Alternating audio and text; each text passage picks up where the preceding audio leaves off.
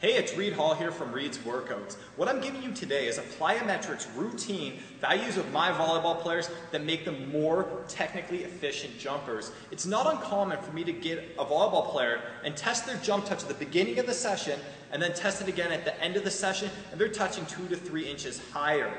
Well, is it because they got stronger throughout the session?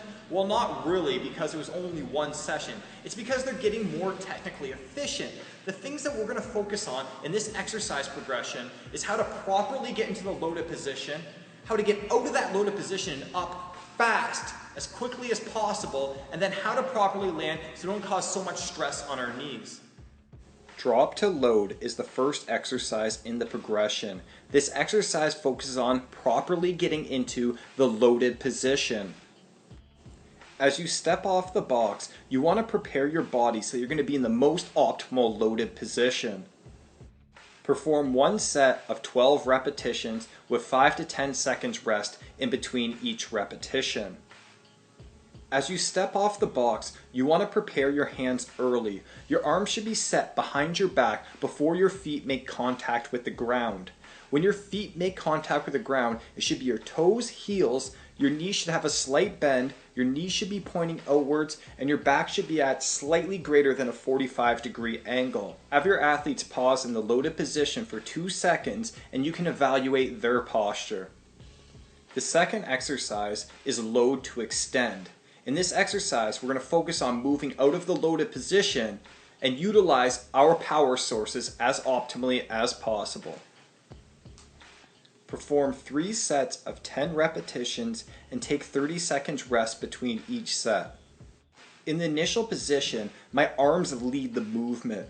My arms get powerfully driven forward and up.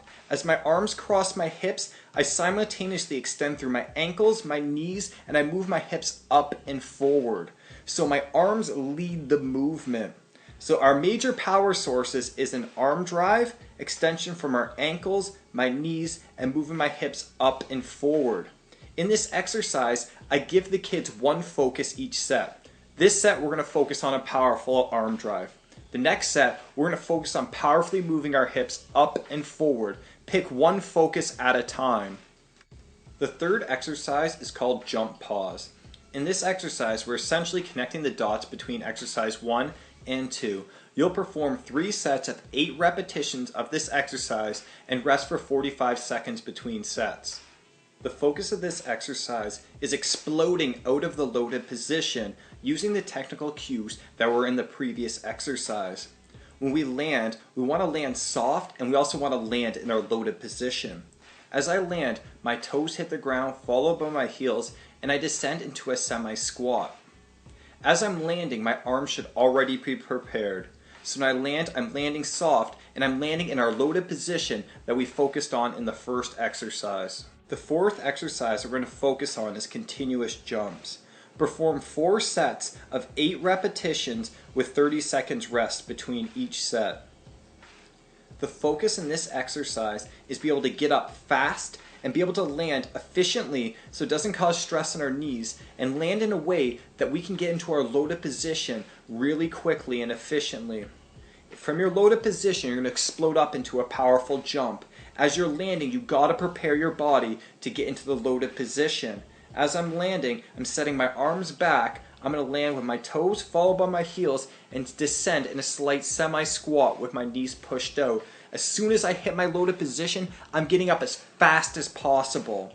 There is little transition time between me getting in my loaded position and me getting up into the air. Drop to box jump is the 5th and final exercise in the series. You're going to perform 6 sets of 4 repetitions. You'll rest at least 1 minute between each set.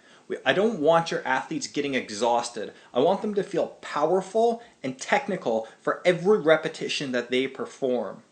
The focus on this exercise is optimally landing in our loaded position and then getting up as fast as possible. Make sure the box that your athletes are landing on is at least 6 inches below their max jump. We do not need any athletes getting injured. In fact, you can perform this exercise without a box to land onto. But now your athletes need to focus on landing soft. So when their toes hit the ground, followed by their heels, they need to descend in a semi-squat and get in the loaded position to take the stress off their knees. I hope that you'll be able to apply this plyometrics routine into your training or your team's training. The best possible time to be doing this routine is a time of the year where your competition volume isn't super high, because that's when you can make the most differences, you can get more technically efficient, and you have time to recover from all the jumping. Anyways, once again, I'm Reed Hall from Reed's Workouts, and I want to design the structure to your training so that you're training the most efficient way possible. I want to make you a healthier athlete. I want to make you faster, jump higher, have a more powerful arm swing. I want to do all of this so it's assembled into training phases that lead you towards your goals and that works around your practice and competition schedule. Learn more about Reed's Workouts at www.reeds-workouts.com. Anyways, get strong and stay technical.